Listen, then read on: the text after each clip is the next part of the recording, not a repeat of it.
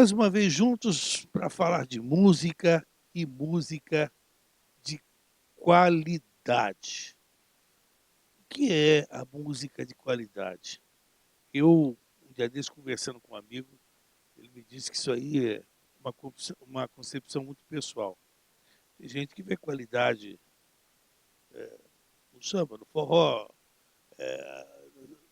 enfim. Muita gente diz que música de qualidade tem que ser música com requinte. É por isso que hoje nós estamos recebendo o professor, embaixador da música do município de São José dos Campos, o professor músico Acácio Oliveira. Ele é especialista em música clássica e é um dos maiores entendedores e conhecedores de Villa-Lobos que nós temos no país. Conosco, então, hoje, Sua Excelência Acácio Oliveira. Obrigado pela presença. Por nada. É um prazer estar aqui. Embaixador da música e, eu disse, um dos maiores conhecedores de Villa-Lobos. Quem é Villa-Lobos hoje no contexto da música mundial? Villa-Lobos é uma referência hoje. Ele conseguiu, quer dizer, ele desenvolveu a música dele a partir do nosso folclore. E essa música, que é tocada pelo mundo, ela exatamente mostra ao mundo a nossa música regional. E, por incrível que pareça, ela está inserida nas obras que ele escreveu. Tá? Então, é interessante que as pessoas procurem as obras que o Villa-Lobos escreveu para poder escutar um pouquinho dessas obras que são, vamos dizer assim, cartas que ele escreveu à posteridade, tá? Deixando para que a gente possa ir descobrindo conforme a vida vai andando. Então, Villa-Lobos ele enriqueceu a nossa cultura no patamar com a música clássica, né? Que era a música que nós estamos vivendo hoje, a música contemporânea. Bom, nós tivemos na abertura aí você fazendo Ernesto Nazaré, que é um compositor, um artista popular. Seria ousadia dizer que o Villa-Lobos ele seria um misto, ele estaria flertando entre o clássico e o popular? Com certeza, não tenha dúvida. Villa-Lobos utilizou a técnica de construção de música através do que Bach escreveu, inclusive tem as baquianas, né, que é exatamente o resultado. Tá? Todo o estudo dele de música ele é focado na música clássica. Tá? Só que usa elementos populares, ritmos populares, instrumentos variados nas obras que ele escreve, né, que isso retrata bem a nossa cultura popular, né? Ele está todo inserido na música popular brasileira, por incrível que pareça. O nosso, no caso de Odeon, né, que foi feita na abertura, Odeon, para que você tenha uma ideia, eu citei como uma canção popular, chegou a ser abertura de novela no Brasil, né? E eu estou citando, fazendo essa comparação entre o clássico e o popular, até fazendo essa ligação, esse intercâmbio entre o Odeon, do Ernesto Nazaré, com o Trenzinho Caipira do Villa-Lobos, que o Trenzinho Caipira foi também para as trilhas sonoras de novelas. É exatamente essa associação, porque o Brasil é um dos maiores produtores de telenovela do mundo, que são obras abertas e de extrema popularidade, né? De uma linguagem extremamente popular. Então, essa associação ela acaba sendo imediata. Eu acredito que o Trenzinho Caipira seja a obra mais popular, pelo menos junto aos brasileiros, né, do Villa-Lobos. Só voltando um pouquinho ao Odeon, tá? As pessoas que estão escutando o programa entender um pouquinho que Odeon é o nome de um cinema no Rio de Janeiro que existia, e esse cinema, na época, passava os filmes mudos, tá? Na época, né? E o Villa-Lobos, ele chegou a tocar na orquestra que o Ernesto Nazaré tinha nesse cinema, tá, e ele tocava violoncelo nessa Então havia época. influência Tem a influência é natural. é é natural que acontecesse alguma coisa com relação a isso. Agora, Ernesto Nazaré, o Odeon é como se fosse um tango, tá. Ainda a gente consumia um pouco da música argentina nessa época, tá, então tinha uma relação também, Mas, é o tan chamado de tango brasileiro, tá. o Villa-Lobos, poderíamos dizer que ele é o grande nome da música, em que pese essa influência popular, mas o grande nome da música clássica brasileira? Desse período, sim. Até o final da década de 50, ele foi a grande Que expressão. outros grandes nomes você apontaria? Ah, tem Radamés Guinhata, e tem Radamés. Nepomuceno, existem vários outros que são muito expressivos, tá. Atualmente, Atualmente, de como uma nova compositores, geração, alguém mais contemporâneo? Temos alguém que venha dessa influência? não, dessa Algum influência algum grande nome da música popular hoje e que desenvolva um trabalho, que venha nessa ramificação de tem o Tom Jobim, Tom Jobim, Tom Jobim. que já não é tão contemporâneo, quer dizer, Mas ele não é tão e recente ele assim, inclusive falava, o Tom vem Jobim: "A minha música, ela é como se fosse uma continuidade do próprio Villa-Lobos, só que de uma versão um pouco mais ligada à cultura daquele momento", que era a influência da bossa nova que estava porque a começando, própria bossa nova já é o mais jazz que estava chegando ao Brasil também na época dele, então que ele tem uma pegada da bossa nova o também. O jazz e a bossa nova tem. mistura-se muito. Aliás, eu ouvi uma gravação do Luiz Airão, um dos grandes nomes, meu amigo pessoal, o grande Luiz Airão, e ele fazendo uma homenagem recente ao Charles Aznavour, que faleceu, e ele fazendo uma gravação de Xi em ritmo de bossa nova, né? Porque Charles Aznavour havia dito uma vez que o que mais o impressiona na música brasileira era exatamente a bossa nova. Mas a pergunta que eu fiz sobre o Trenzinho Caipira, eu acho que é o que há de mais popular em termos de conhecimento do público brasileiro, né? É, Da obra do essa Heitor obra, o Villa-Lobos. Villa-Lobos escreveu num período que ele estava viajando pelo Brasil através de estradas de ferro, que era o veículo de locomoção, com a caravana da música. Quer dizer, ele tinha amigos musicistas que conseguiram rodar todo o estado de São Paulo, inclusive Minas e um pouco do sul, com a caravana da música. E ele escreveu essa obra dentro desse trem. Então, existe uma relação aí dele estar andando nas regiões onde ele pôde ter contato com a cultura, vamos dizer assim, com as margens do trem ligada a sítios, fazendas, e pessoas, dessa cultura mais simples, né. Então o trenzinho do caipira é muito relacionado a esse período, né, chamado de a caravana da música, né. Nós poderíamos dizer que, de uma determinada forma, o Villa-Lobos seria hoje, no contexto da música internacional, o nosso Bach, o nosso Mozart, em termos de reconhecimento, Em termos de reconhecimento mundial, sim. não em termos Ele de. é ele é Não, o logicamente, não em termos de estilo, mas em ele termos de passa a ser reconhecimento. o cartão de visita do Brasil. É muito comum você viajar para qualquer país europeu ou Estados Unidos, sempre tem na programação de uma orquestra ou então de um concerto, uma obra do Villa-Lobos. É condição. Como tem Mozart, tem Bach, tem Beethoven, tem Schumann, enfim, o Bach ele está incluído junto. Ele é uma referência da Mesmo música esses mundial. grandes mestres têm aquela canção que é a mais popular, né? As Quatro Estações, por exemplo, virou jingle e é uma música, aliás, uma delícia se ouvir É o Vivaldi, né, Vivaldi, né? exatamente. E Uhum. acaba se tornando de apelo muito popular, né? Nós temos, por exemplo, já de uma outra vertente, algumas canções realmente caem no gosto popular. Quando se fala em música clássica, já se imagina um grande teatro, né? As pessoas todas com uma roupa de gala, né?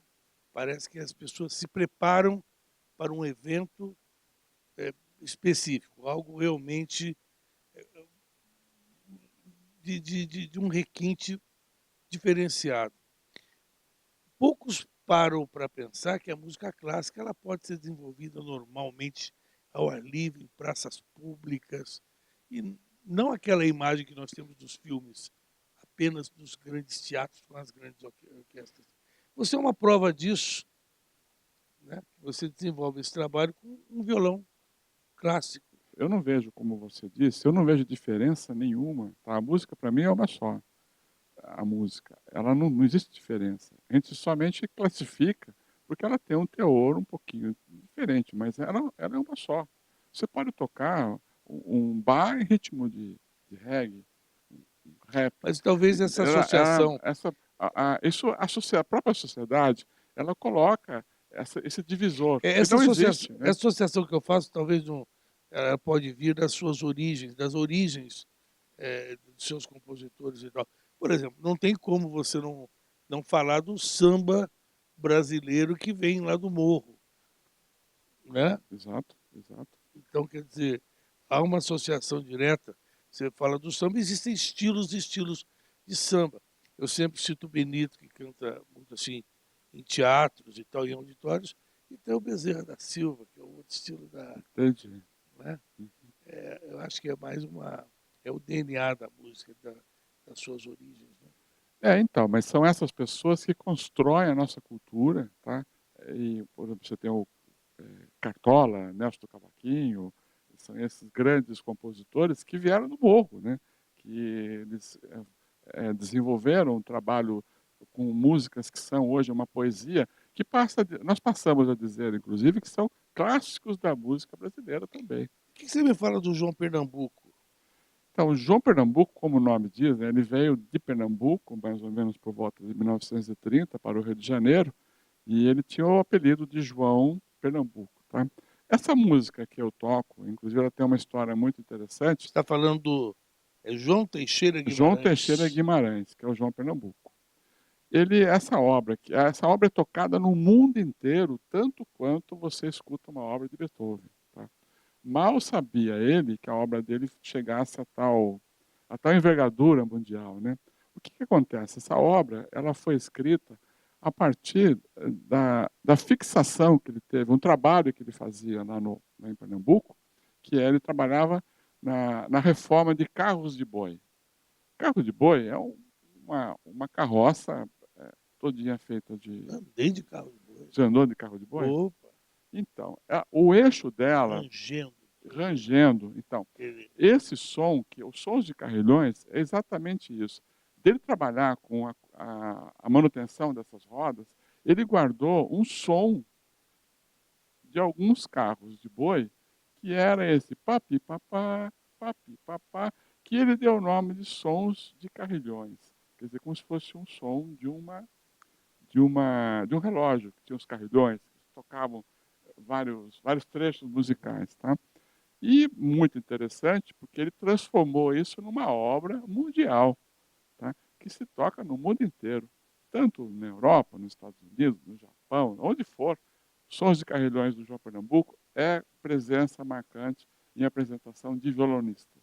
vamos ouvir então, professora Cássia Oliveira, em Sua Excelência, o artista.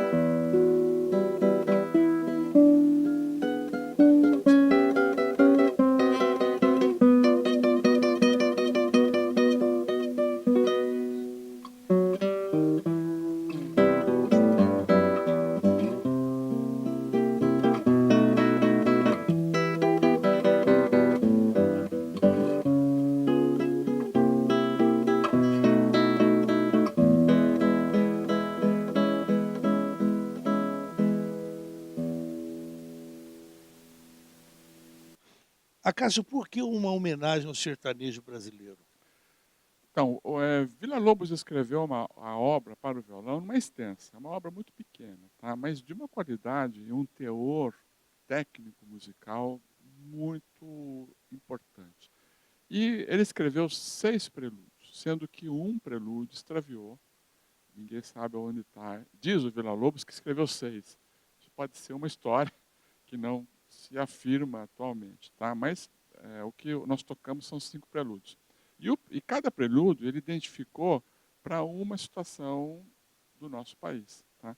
E essa é uma homenagem ao sertanejo. Então, na segunda parte dela tem um ponteio, como se fosse um ponteio de uma viola. Por isso que é uma homenagem ao sertanejo, tá. Bacana. Como é que você define para mim a obra de Sivuca? É uma pesquisa, ele é um pesquisador, tá. Mas ele há algo de clássico no que ele realiza? Ele é de formação erudita. Ele é um músico de formação erudita. É com cara popular, Um né? cara popular, exatamente, mas toda a Ele, formação dele é e erudita. como é que o mundo vê, de repente, um camarada como ele que tira som de panela, de, de uma, de uma tampinha, de um pedaço de cano, tudo para ele, todo tipo de som para ele está valendo, tem validade e a arte, ele transforma em arte. Então, ele é uma obra de arte, ele já é uma personalidade, né. Tudo que ele faz é buscando uma pesquisa, tá, para levar a algum momento da música. Então, é sempre uma interrogação que ele está fazendo, né. Então, mas é muito rico. Mas é um público muito restrito, né? Bom, mas não deixa de ser um identificador, né, para a pesquisa, né. Outro mago da nossa música, Hermeto Pascoal. Como é que você definiria a obra de O Hermeto? Hermeto é um pouco diferente, ele é mais ligado a uma literatura musical mais regular, tá. E é um músico também pesquisador maravilhoso, tá.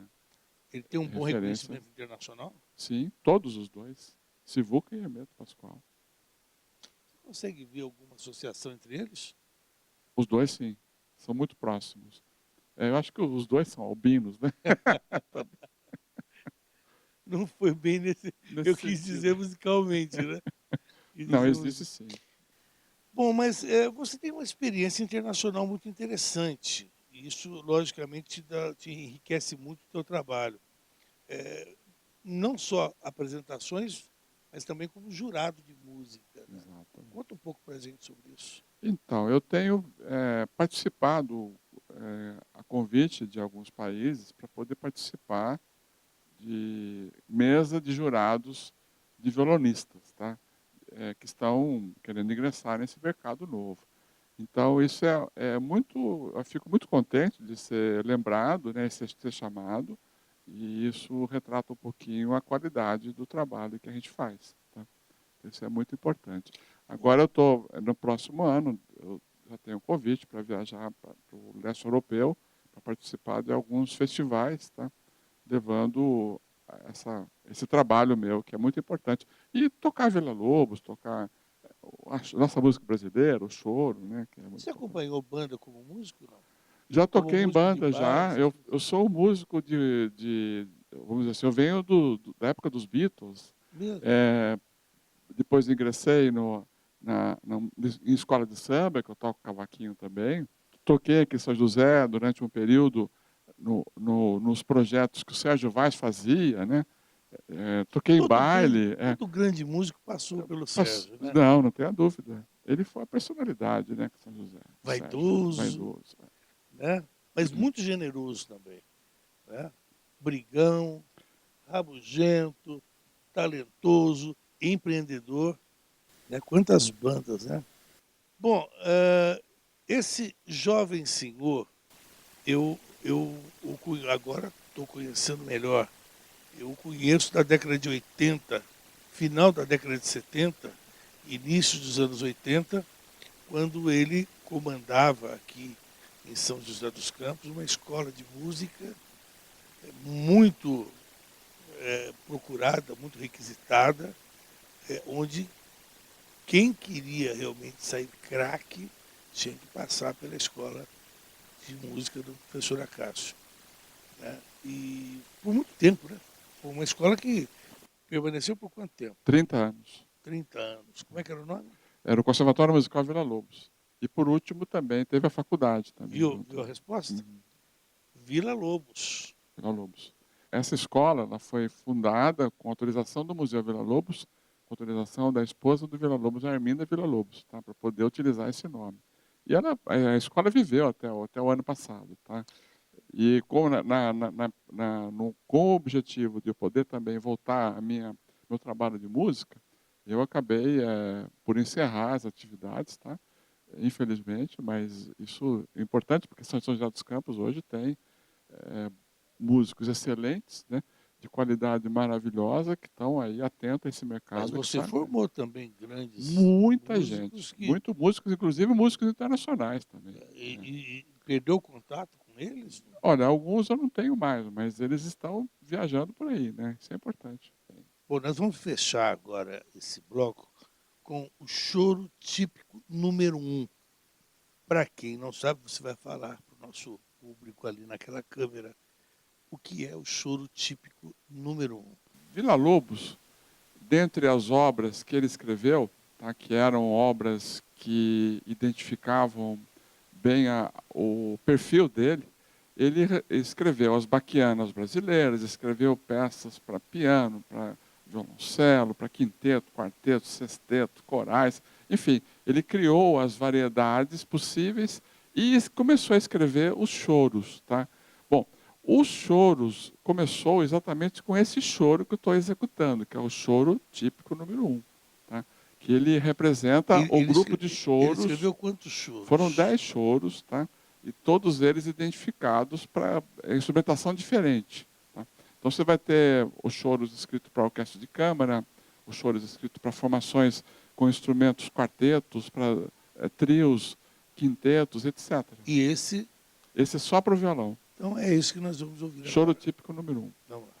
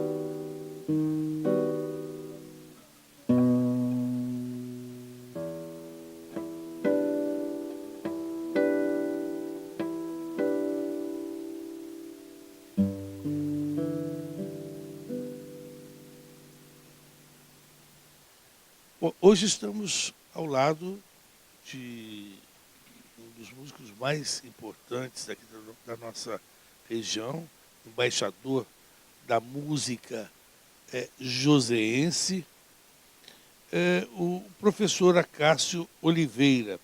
Professor, o que é um prelúdio? Vou te dar uma ideia assim, muito interessante. Quando o seu programa começa, é o prelúdio. O que é um prelúdio, Prelúdio. na música? Na música, exatamente. É a primeira obra que se escrevia dentro das suítes do período barroco. Então, por exemplo, Bach, quando ele escrevia, ele começava com um prelúdio. É uma brincadeira, é o início, tá? É o prelúdio. Depois tinha seria com o prefácio de um o livro. prefácio do livro, é o prelúdio. Exatamente. Então, Bach, quando ele escrevia as obras, ele colocava sempre o prelúdio como uma primeira obra, e depois escrevia pela ordem, era prelúdio, alemã, sarabanda, etc. Então, quando você faz o prelúdio número 1, prelúdio número 2, prelúdio número 3, você está recomeçando. Recomeçando algum sempre. tema, alguma coisa. Tá? Bom, nesse caso desse prelúdio 4, o que nele mostra que está retratando especificamente o índio brasileiro, que é essa obra que você iniciou esse bloco? Então, o Prelúdio 4, ele tem uma estrutura rítmica que o Villa-Lobos identificou ali a conversa entre o índio e a montanha. Tá? Eu acho, quer dizer, isso foi identificado assim por pessoas que estudaram essa obra e puderam dar essa característica à execução dela. É uma conversa entre os harmônicos do instrumento e a parte Você consegue rítmica. identificar isso nela? Sim, identifica. O tambor do índio, a relação, né? Isso é muito importante. Ela é uma obra importante. Muito já se falou e muito já se comparou a música instrumental com uma pintura abstrata, né? Em que, de repente, você fazendo uma canção como essa, uma peça dessa, você sabe o que ela representa.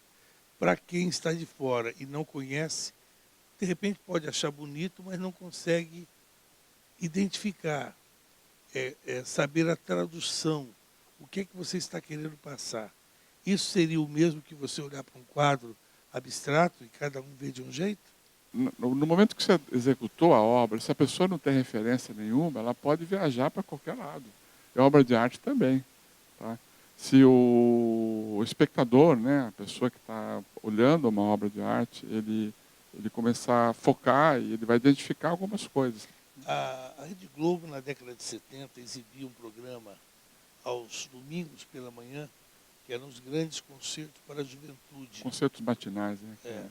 Era muito interessante porque ajudava pela massificação, através da massificação da TV, as pessoas a se acostumarem a ouvir música clássica. Eu me lembro que naquela época quem comandava a orquestra era o Isaac Karabchevsky. Uhum. Né? E era muito interessante porque naquela época a televisão tinha seletor, né? Você tinha que levantar e ia não tinha controle remoto. Então a pessoa já deixava ali mesmo e era muito interessante. Agora a TV Cultura, eu perguntei do Prelúdio, foi proposital isso, porque a Cultura tem um programa com esse nome, que é exatamente nessa linha, onde artistas clássicos vão lá e cada um com um tipo de instrumento diferente. É o único concurso de música clássica bacana, do Brasil. Um faz no clarinete, outro faz no piano, outro faz no violão, né? E mostra a versatilidade de como a música pode ser apresentada. É muito interessante que os grandes veículos abram espaço para mostrar a música clássica. Mas a gente percebe que nós temos grandes orquestras aqui no Brasil, com grandes maestros que se tornaram populares. Né? E como é que estão as orquestras no Brasil? Nós temos a Orquestra Sinfônica de São Paulo, temos a Orquestra Sinfônica Brasileira.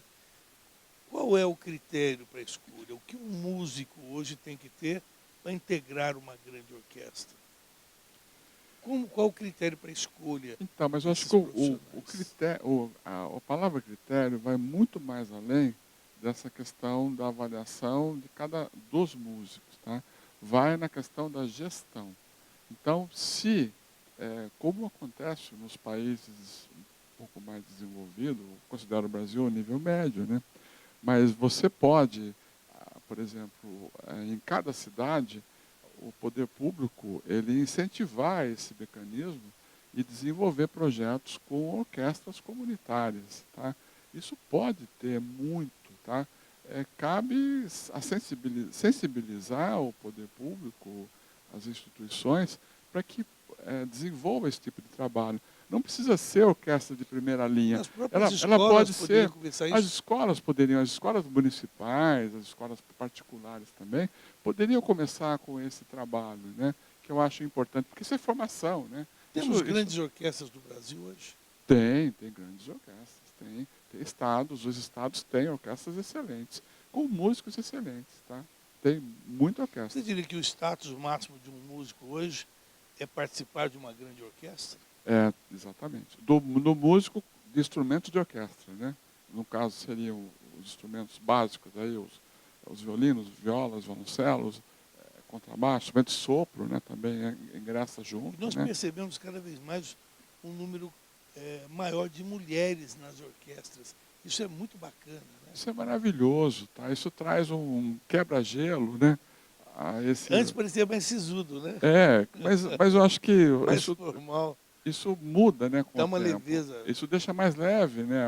Você assistir uma orquestra com a mulher tocando os instrumentos, isso é muito, muito bacana, muito bacana. Temos grandes maestrinas no Brasil? Tem grandes maestrinas, mas o Brasil ele ainda tem a dificuldade de colocá-las, como na política também Regentes, funciona assim, como regentes. como regente, mas tem, ela é bem conduzida, estudam muito, tá? E fazem um trabalho Agora me maravilhoso. tira uma dúvida. E quando tem que haver uma fusão entre orquestra, aí a gente fala, olha, com orquestra e coral. E aí, como é que funciona? Normalmente o coral vem à parte, é feita uma fusão, e aí quem rege tudo é o maestro, tanto a parte instrumental como a parte vocal. Como é que funciona isso? Ó, Eu não sei se é da tua alçada, eu tenho certeza que você vai saber me não, mas eu explicar posso isso. ajudar a ideia. Quando você tem uma obra que ela tem uma exigência de um corpo maior, orquestra e coral, né? Uma orquestra filarmônica e um coral, que tem obras de Beethoven, que tem essa formação, você trabalha com vários regentes. Tá? Que Você tem o bacana, regente, que legal. regente que são os coralistas, né? O regente coral, que é diferente do regente de orquestra, tá? E tem o regente de orquestra. Mas quando finaliza a obra, quem vai reger é o regente da orquestra. Só o regente. Bom, eu Tá? vou te fazer essa pergunta porque você também já foi jurado, então você deve saber isso aí. E tira, aí é como pergunta de leigo mesmo, mas como curioso. Quem é que define, por exemplo, o tom, a afinação? Porque para você fazer afinação de dois violões, de uma viola e um violão, já é complicado. Imagina você fazer afinação de todos os instrumentos. Quem é que coordena isso na hora de se colocar uma orquestra para tocar? Então, existe uma frequência padrão, tá? Do som, vamos dizer assim, a coisa mais popular. E essa frequência, ela flutua entre os 440 Hz. Todos os instrumentos têm que estar afinados por essa frequência. Tá? Isso é padrão mundial, não muda. Tá? No Então, caso de uma pequena diferença, isso é facilmente perceptível? pelos músicos, sim.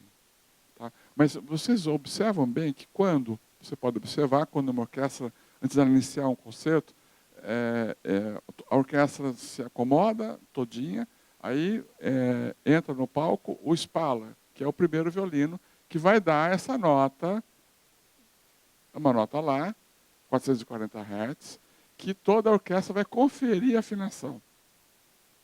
E aí, Bacana, quando o regente ingressa no palco, já está toda a orquestra preparada. que bacana. Bacana. Você já tocou em orquestra?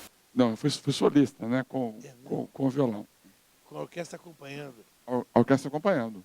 Que privilégio, hein? É um privilégio, um privilégio. Deve ser o máximo isso aí, É, deve ser... é prazeroso, é importante e muito importante para a orquestra ter músicos de fora tocando com eles também, entendeu? É vice-versa, né, dos dois lados. Professor, parabéns pelo seu trabalho, viu? E pode ter certeza, eu acho que todos deveriam conhecer mais esse seu trabalho, porque é honroso para a gente ter um artista do seu gabarito, né? Do teu nível. Isso é importante para São José e é importante que todos saibam que nós o temos. Isso é importante.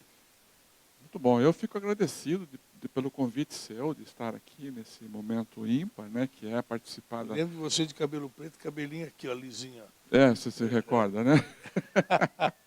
Garotão. Mas estamos fortes aqui, firme, para poder continuar com a música, né? E dar essa excelência aos novos artistas que estão ingressando na nossa cidade, que estão iniciando um trabalho, né? Porque é importante a gente estar acompanhando e dar o apoio que é necessário, que precisa, tá? Porque não é uma vida fácil, tá? Ela é complexa e para se atingir um status tem que trabalhar muito com outros instrumentos, com a música, né? É uma gestão musical muito séria, muito bacana.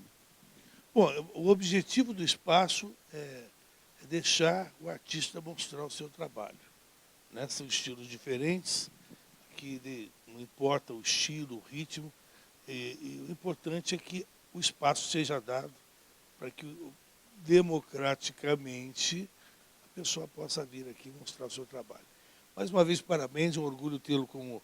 Você é joseense, nasceu aqui mesmo? Não, eu sou bauruense. Então, mas é nosso. Eu já estou aqui desde 69. Então é nosso, Sou joseense é já. nosso, é nosso.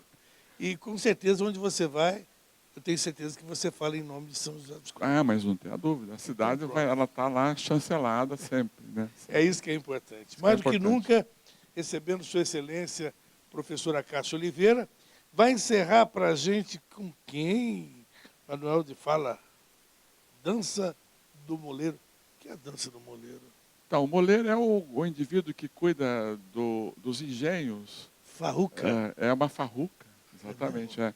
Então, eu escolhi uma obra que pudesse mostrar um pouquinho a música espanhola, que a música é muito forte, né, essa música. Né? Tem características assim muito expressivas, e o violão, ele começou por ali, por aquele caminho, né? Na música espanhola. Bacana. E a gente segue, vamos dar sequência. Obrigado a toda a retaguarda técnica aí. A gente volta no próximo Sua Excelência, o Artista.